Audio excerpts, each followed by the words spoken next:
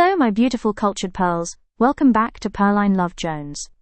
If you are new here, you are stepping into a space where we serve up powerful short stories rooted in love, deep heritage, and the beautiful intersection of African and Asian cultures. If you're looking for narratives that celebrate authenticity of love, diverse traditions, and stories that feel like home, you are exactly where you belong. Before we dive into today's story, take a quick second to hit that subscribe button and turn on notifications.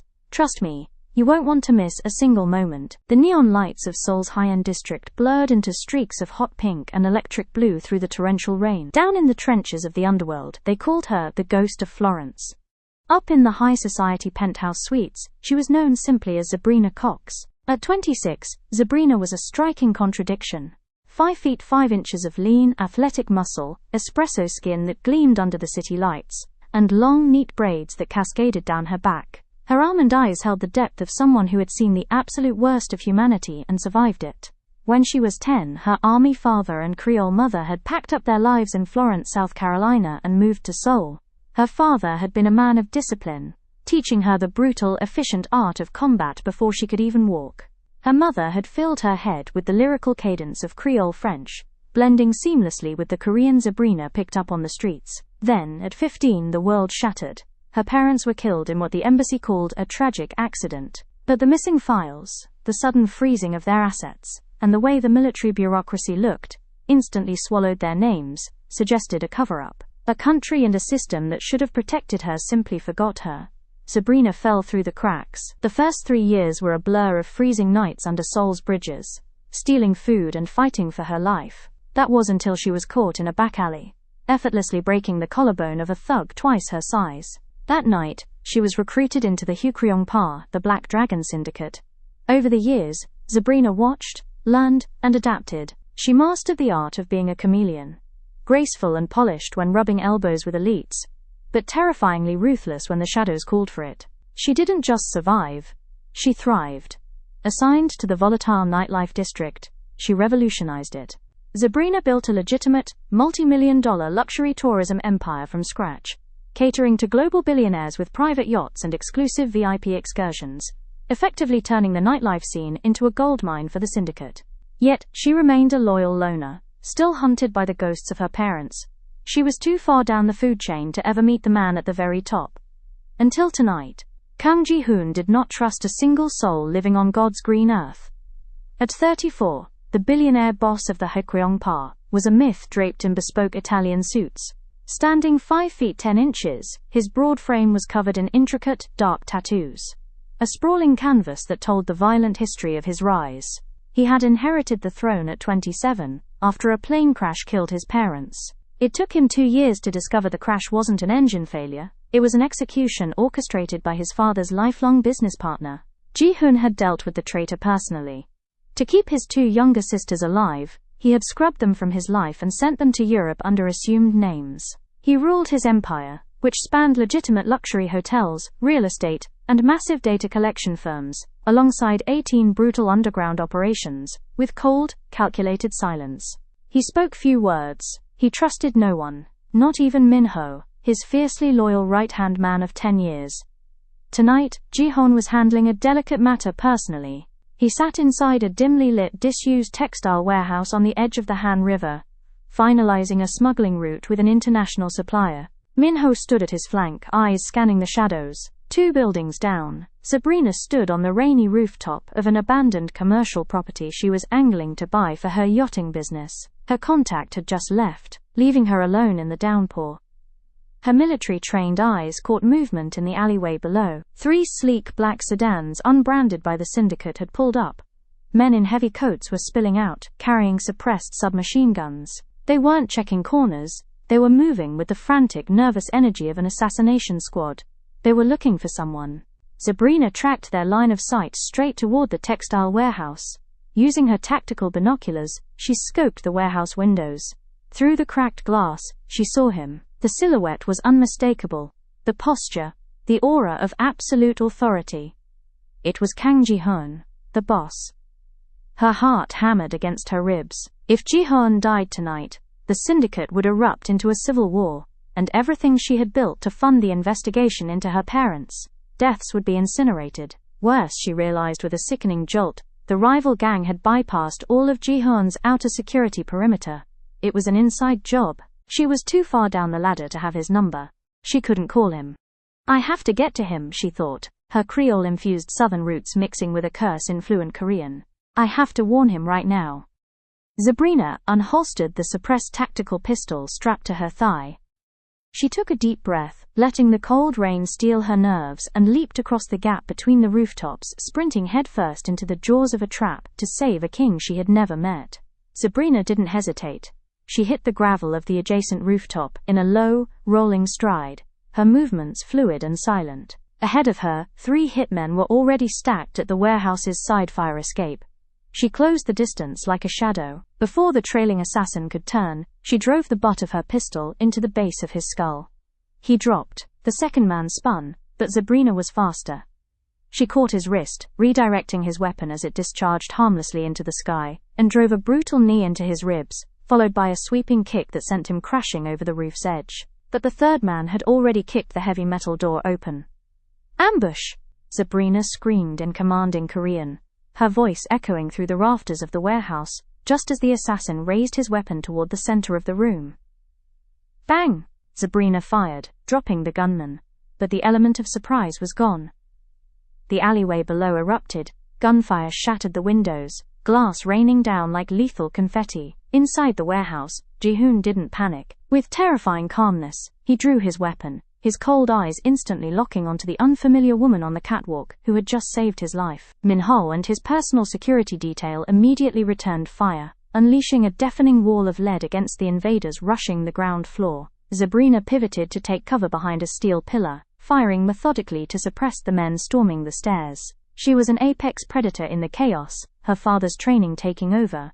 But as she leaned out to neutralize a threat approaching Ji-hoon's flank, a sudden, blinding heat ripped through her side.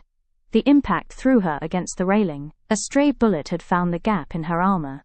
The world tilted. She slid down the steel beam, her hand pressing against her ribs as warm, sticky blood began to soak through her fingers. Through a hazy veil of pain, she watched Ji-hoon move like a god of war, systematically executing the remaining hitmen, until the warehouse fell into a deathly, ringing silence. Ji-hoon stood amidst the carnage, his suit immaculate save for the blood of his enemies. He looked up at the catwalk. Min-ho, secure the perimeter. No survivors. Ji-hoon ordered, his voice low and gravelly. He climbed the iron stairs 2 at a time, stepping over the bodies until he reached the bleeding woman. Zebrina looked up, her almond eyes heavy, her espresso skin turning dangerously pale. She tried to speak, her voice a faint whisper of mixed Creole and Korean. They knew you were here. Ji-hoon knelt, his large tattooed hands surprisingly gentle as he pressured her wound. For the first time in years, a flicker of genuine emotion crossed his stoic face. Save your breath. He scooped her into his arms, shouting over his shoulder, Get the car, now, if she dies, you all die. The private wing of Seoul National University Hospital was completely locked down. For 6 agonizing days, Zebrina hovered in critical condition. Ji-hoon never left. He sat in the armchair beside her bed, ignoring his multi-billion-dollar empire, ignoring the brewing gang war. While she slept, he had his data collection firm dig into her. What he found astonished him.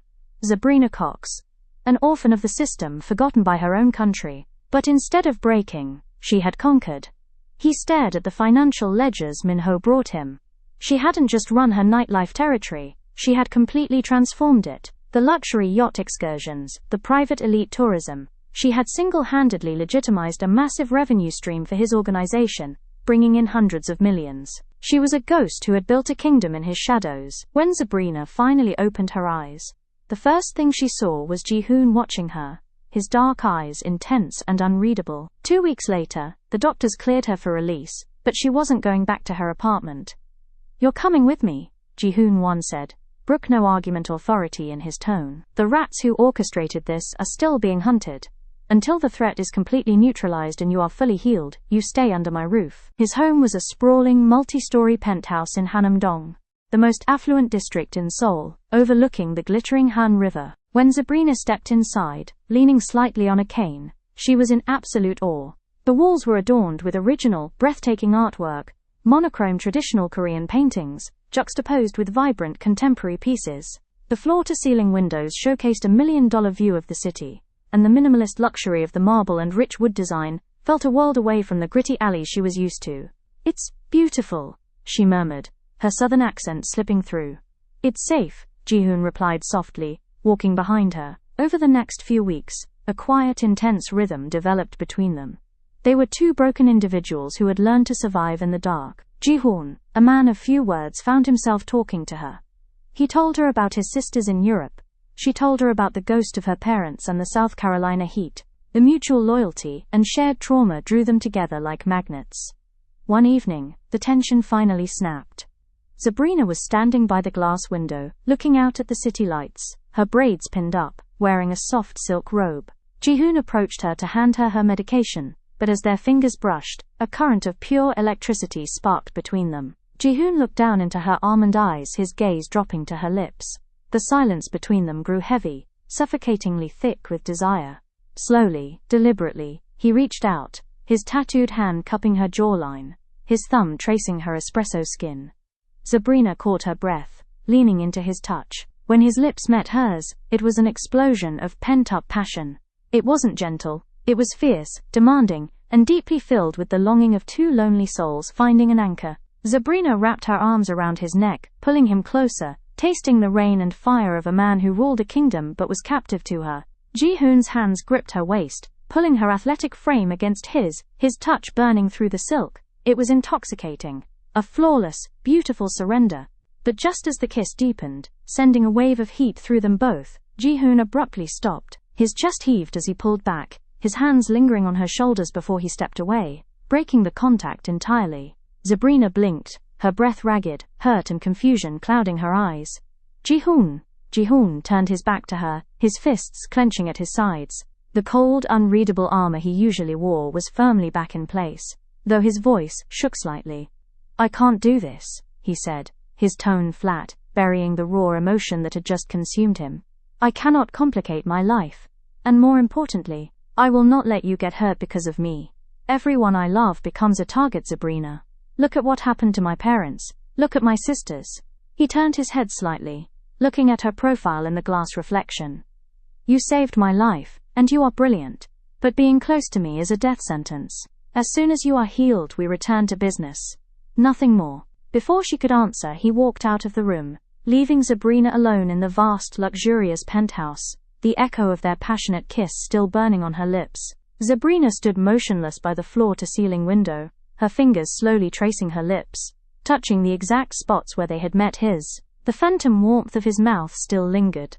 He was right. She knew it. Being close to a billionaire mafia king was a death sentence, but logic did not make the rejection hurt any less. Over the next several weeks, the vast, luxurious penthouse became a psychological battleground. The space witnessed stolen glances in the hallways, sudden silences when they entered the same room, and two fiercely independent people desperately attempting to avoid each other, only to be relentlessly drawn back into each other's orbit by a magnetic, undeniable need. When logic could no longer hold its grip, passion eagerly took over. It happened on a quiet Monday evening. Zebrina was in the ultra-modern kitchen, preparing a comforting pot of Creole red beans and rice, a sensory bridge to her mother and South Carolina. Thinking she was completely alone, she let her guard down. She was singing softly, hips swaying as she danced between the stove and the marble counter, entirely free. Ji-hoon walked in. He stopped dead in his tracks, watching her move with such uninhibited grace, her braids swinging, her espresso skin glowing under the warm kitchen lights, took his breath away. Zebrina felt the room shift, not in a way that signaled danger, but in the way an environment adjusts to reverence something truly important. She paused, turning toward the doorway.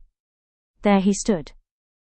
His dark eyes held a look she remembered all too well, a raw, intense hunger that made her body erupt into tiny electric explosions. Ji-hoon closed the space between them in 3 determined, predatory strides. His voice was raw, urgent, and stripped of all his usual calculations. "I can't stay away from you." "Then don't," she replied softly, her almond eyes locking onto his. Ji-hoon let out a sound, a low primal groan, and slammed his lips onto hers. Zebrina kissed him back with the exact same fierce passion he offered.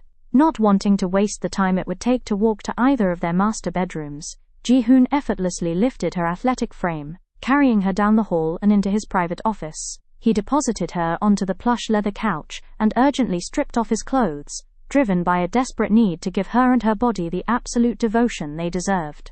Zebrina let out a small, breathless giggle at his uncharacteristic impatience. Hearing that sound, Ji-hoon thought he was going to lose his mind. His large, tattooed hands explored her body slowly, tenderly, and completely.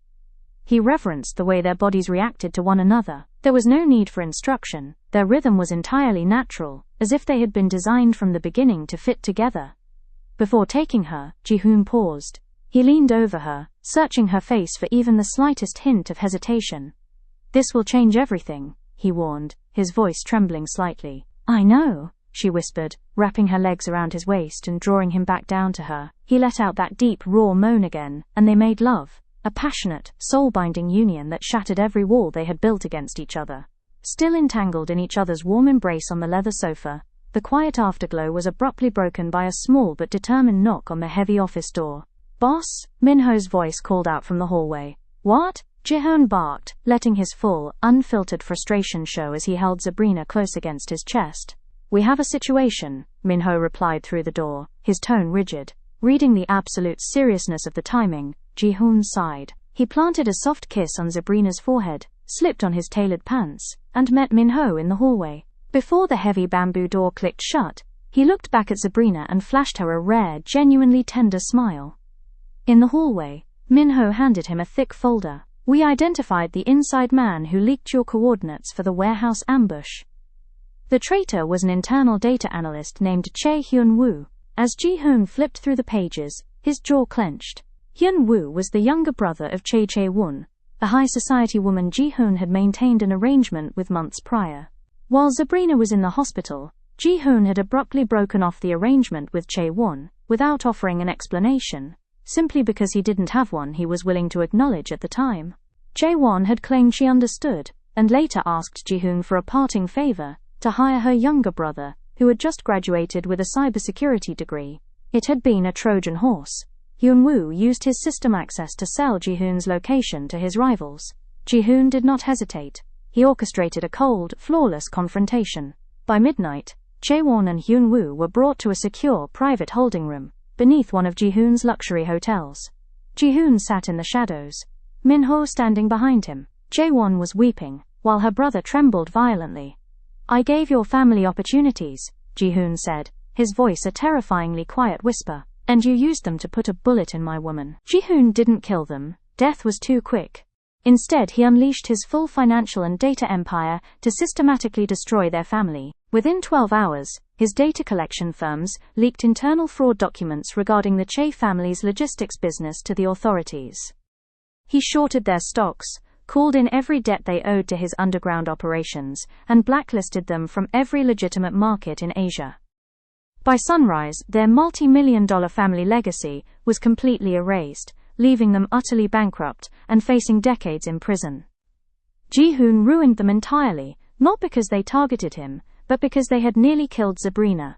As for the rival gang members who had physically conducted the warehouse ambush, Ji-hoon showed no such mercy. He personally tracked the hit squad to an isolated container yard at the port of Incheon. Backed by 20 of his most ruthless enforcers, Ji-hoon trapped them inside a hollowed-out cargo container. He didn't fire a single shot. With cold detachment, Ji-hoon watched as his men welded the heavy steel doors shut from the outside. He then ordered the container to be loaded onto an automated, outbound cargo vessel bound for international waters, with the ventilation shafts permanently sealed. They were ended for good, erased from existence without leaving a trace of evidence on Korean soil. When Ji-hoon returned to the penthouse in the early hours of the morning, smelling faintly of the winter rain, he found Zebrina waiting up for him. The relief in her eyes was palpable. They crashed into another passionate encounter. The bedroom door had barely clicked shut before the space between them vanished. The sheer terror of what they had almost lost hung heavily in the air, transforming into a desperate hypnotic pull that neither could, or wanted to, resist. He pulled her against him with a sudden, fierce urgency, his hands framing her face almost roughly as his mouth found hers. The kiss wasn't gentle, it was an anchor, it was a frantic reassurance of flesh and blood, a silent, breathless demand of "You're here, you're safe, I've got you." She met him with the same feverish intensity, her fingers tangled in his hair, pulling him closer, as if even a millimeter of distance was too much to bear. Clothing became an obstacle, discarded in a blur of hurried movements and breathless gasps. Every touch was heightened, charged with a raw electricity. When his hands slid down her spine, the heat of his palms felt like a branding iron, anchoring her to the present moment. She trembled, not from cold, but from the overwhelming weight of their survival. When they tumbled onto the bed, it was less a surrender and more a collision. He hovered over her, his eyes dark, with an emotion so intense it bordered on pain. For a fraction of a second, they just looked at each other, chests heaving, chests pressed together so closely they could feel the erratic, synchronized hammering of their hearts. "I've got you," he whispered, his voice thick and strained. "Don't let go," she breathed back. And he didn't. When they joined together, the encounter was marked by a fierce, driving intensity. Every movement was fueled by the adrenaline of their near miss, a passionate reclamation of life. It was fast, heavy and deeply intimate, an unspoken dialogue of touch where words were entirely useless.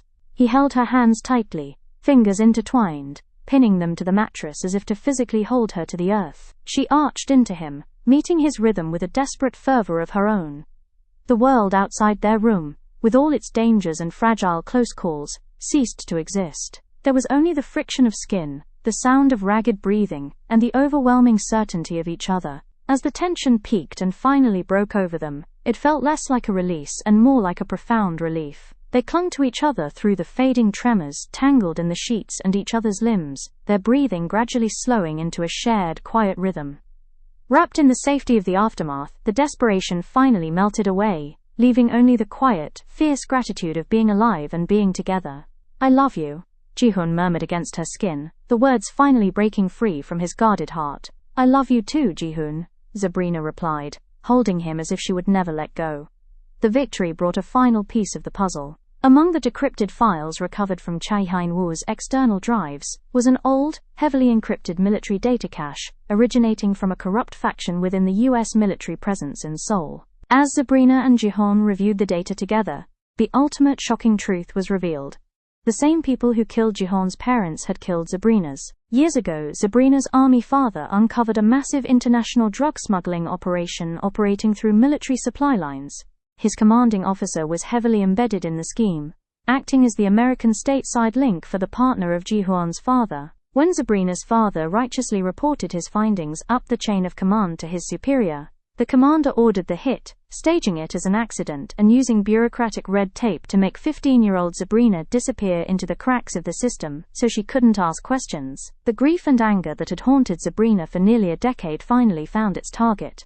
"We don't bury this in the shadows," Zebrina said, her voice laced with steel. "We bring them into the light." Utilizing Jiha's massive data infrastructure and Zebrina's media connections through her high society luxury tourism clients, they bypassed corrupt local channels entirely. They dropped a massive, undeniable digital bomb of evidence directly to the international press and independent global watchdogs simultaneously. The fallout was catastrophic for their enemies. Within 48 hours, live television broadcasted the high-profile arrests of the corrupt military officials and the remaining corporate executives involved in the plane crash. The system that had abandoned Zebrina was forced to publicly acknowledge her parents' sacrifice. With their ghosts finally laid to rest, Ji-hoon and Zebrina continued to rule their empire side by side. True to Zebrina's vision, they didn't dismantle the syndicate. They both had worked too hard, sacrificed too much to just walk away. Instead, they used her strategic brilliance to slowly, systematically transition their underground revenue into highly lucrative legitimate operations, cleansing the Hukweong-pa name forever. A few months later, Zebrina began experiencing intense, unexplainable bouts of nausea. After a quick test in the penthouse bathroom, she walked out to find Ji-hoon reading a real estate report. She handed him the plastic stick. The stoic billionaire stared at the two pink lines, and for the first time since she had known him, a massive, brilliant smile broke across his face. He swept her into his arms, utterly ecstatic. The very next morning he knelt on one knee in the center of their living room and asked her to marry him. The wedding was planned to be the event of the season. A lavish, breathtaking blending of high society luxury and deep cultural roots, held at one of Ji-hoon's premier hotels overlooking the Seoul skyline. Zebrina looked ethereal in a custom gown, her braids adorned with pearls, surrounded by their closest allies, including a proudly beaming Min-ho. But the universe had other plans. Right in the middle of the ceremony, just as the officiant asked if anyone objected, Zebrina suddenly gasped, grabbing Ji-hoon's arm tightly. A sudden rush of fluid soaked the bottom of her gown. Her water had broken, 3 weeks early. "Ji-hoon," she wheezed, her grip tightening with a sudden contraction. "The baby is coming, now." Ji-hoon looked at the officiant and yelled, "Finish up, man!" As if having cold water splash on him, the officiant jumped and hurriedly announced them man and wife behind an already running Ji-hoon. The elegant venue immediately erupted into absolute, happy chaos. Elegant high society guests scrambled out of the way as Ji-hoon, completely throwing away his stoic mafia composure, scooped his bride up in his arms and sprinted through the lobby. Enforcers in bespoke tuxedos abandoned their posts to clear the elevators and valet area. "I need a doctor," Ji-hoon screamed. "I am coming," one of their guests said as she was running to get in step with Ji-hoon. They didn't even make it to the hospital room. In the back of Ji-hoon's heavily armored, spacious luxury SUV parked in traffic on the Mapo Bridge, Zebrina was informing Ji-hoon she had changed her mind about giving birth. The doctor was offering comforting words, soothing her with gentle reassurance as Ji-hoon held her hand tightly, fiercely encouraging her. Meanwhile, Min-ho practically sped down the emergency lane, urgency pushing him forward. In the midst of the chaos, Zebrina delivered there on the leather seats, a moment of raw intensity and hope amidst the turmoil. A healthy, loud, 8-pound baby boy entered the world, letting out a robust, angry cry that filled the vehicle.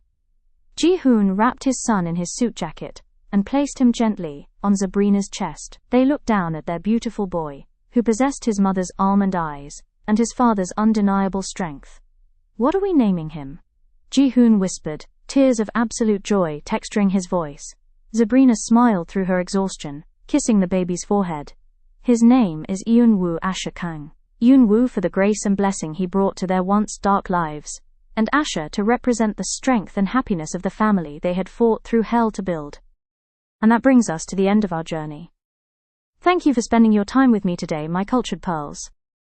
If this story made you feel something, please give it a thumbs up and share it with someone who appreciates the beauty of our blended traditions. I want to hear from you. What part of today's narrative resonated with you the most? Drop your thoughts in the comments below. I do read every single one. Until next time, keep celebrating the authenticity of love and heritage. Bye for now.